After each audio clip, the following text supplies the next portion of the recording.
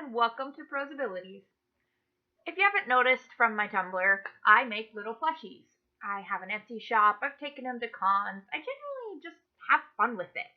I'm never looking to do this full time. It's a lot of work, and I know they're not that hot of sellers. But anyway, the funniest thing for me is that I'll go long stretches of time with a fairly dormant shop, and then all of a sudden, all of these orders will show up, like now. So now that I'm done with my class and I have a week off of work,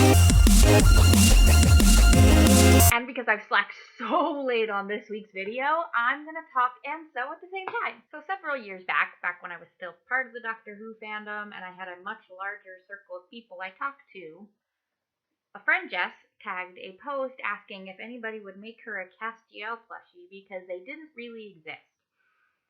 I read that post and thought to myself, challenge accepted. I did some research, I bought some felt because it was the easiest fabric to work with and it meant I didn't have to hem it, and I winged it. After her ecstatic reaction and the fun I had, I let my friends talk me into opening up an Etsy shop. The cost of the Etsy shop pretty much just covers my cost of materials as I work. Like I said, I'm not really looking to make a lot of money off of this. The reason I keep going is because they're a lot of fun. Especially when I get to help somebody get something physical of a character they really love. But also, these guys have taken me to a lot of really fun places. My absolute best experience with them was LeakyCon in Portland in 2013. Warnings for me being a bad nerd here, but I don't actually care about Harry Potter anymore. But I had a friend that was going, and she kept desperately trying to encourage me to come with.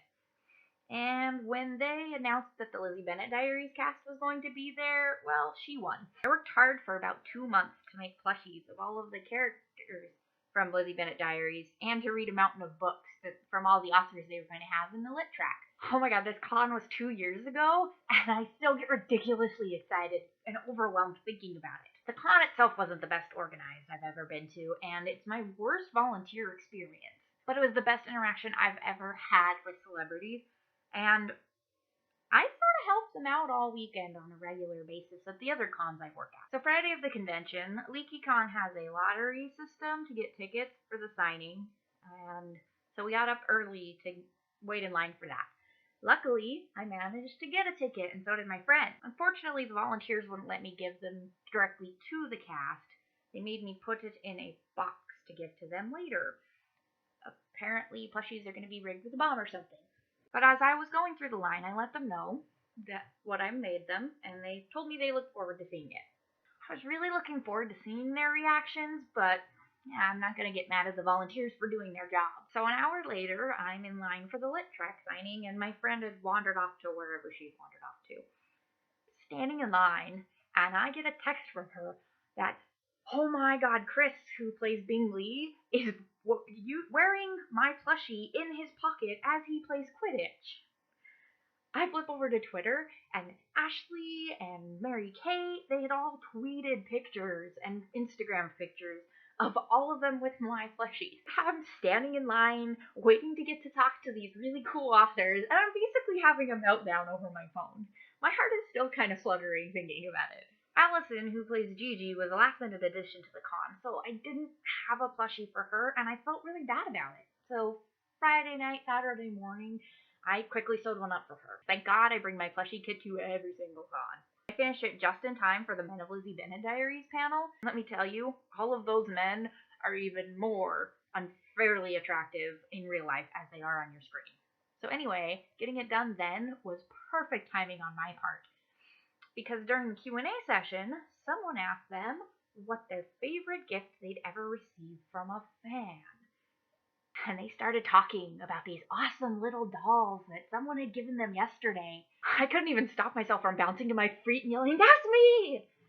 They all stopped and were like, "Oh my god, that was you! Thank you so much, they're incredible!" I informed them that I had one for Allison, and a volunteer ran it up for them to take to her. After the panel, I made my way up to the stage to thank them for their reactions, because they made my whole weekend. Volunteers were very dutifully guarding the stage to make sure people didn't get too close, but I managed to call out a thank you to them, and Chris demanded I come to him and asked me for a hug. Listen, I've helped out a lot of different people, and I've hugged plenty of them, and only one hug has ever ranked higher than that. And that was Doug Jones, but that's a story for another day. So then my friend steered me out of the hall and made me sit down and take a breath because I was practically vibrating out of my skin. I had not expected that when I went down there. Not that most celebrities don't appreciate their fans and the stuff you give them, but when you see literally thousands of people in a weekend, everything sort of runs together after a certain point. So I was not expecting that reaction at all. Can you guys guess who I'm working on? Cookie to anyone who guesses it before the end of the video. So fast forward to Saturday evening and the dance party. The music was terrible, mostly filled with stuff that was currently popular but not really all that danceable.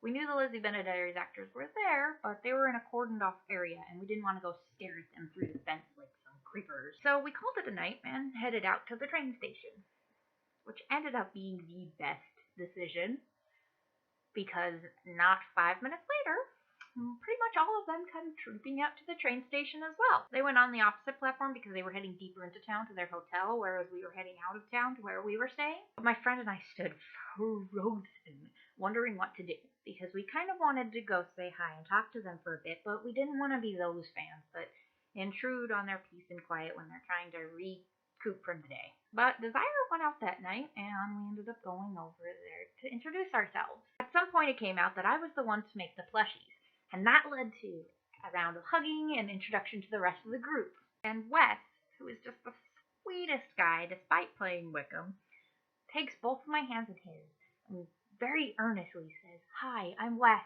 It's a pleasure to meet you." And he proceeds to talk about how incredible my work is and how it must have taken me forever. I assured him that they only take me about 2 hours per plushie. And his response was, "Oh, not too bad then. Only 2 hours. You made like 15 of them!" So anyways, we wished them good night, and we headed back over to our platform in time for us to catch our train out. Everyone on that train must have thought we were crazy because we were having an excited near panic attack with high-pitched squeaking noises and shaking and trying not to cry. The thing is, I don't freak out about celebrities. They're just people. Really cool people, sure, but just people. And I feel like that's a thing a lot of people seem to forget. And that can lead to disappointment. I wasn't freaking out just because, oh my god, I gotta meet these celebrities and they touched me. So let's be honest, being hugged by that many incredibly attractive people is not good for anybody's self-control. The reason this mattered to me so much was because people that I really look up to, people that I adore for their skill and their passion, loved something that I put my skill and my passion into. They genuinely loved something that I put work into. And that's the best compliment. And the compliments never stopped. The rest of the weekend and some of the week after was filled with Twitter and Instagram pictures and comments. And Maxwell Glick, who plays Mr. Collins, still has the picture of him and his plushie as his profile picture on Twitter and on YouTube. And when I thanked the cast earlier this summer for the great memories as I was stuck in a reminiscing mood, he said he still loves it and it's still on his bedside table. Anyways, this video has gone on long enough, so here's the fruits of my labor so far. And you want to guess who he is? You'll have to see the ultimate finished product later on my Tumblr because I've still got a few little fiddly details to work out on him, and that's not fun to watch. So I'll stop talking your ear off and bless any of you that have stuck around this long. But it just goes to show you that when you say challenge accepted, it can take you to some amazingly fun places. Don't be afraid to try something new and have fun.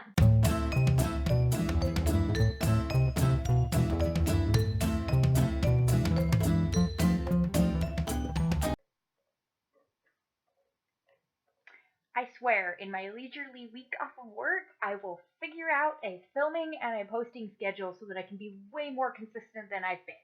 Bad Sammy.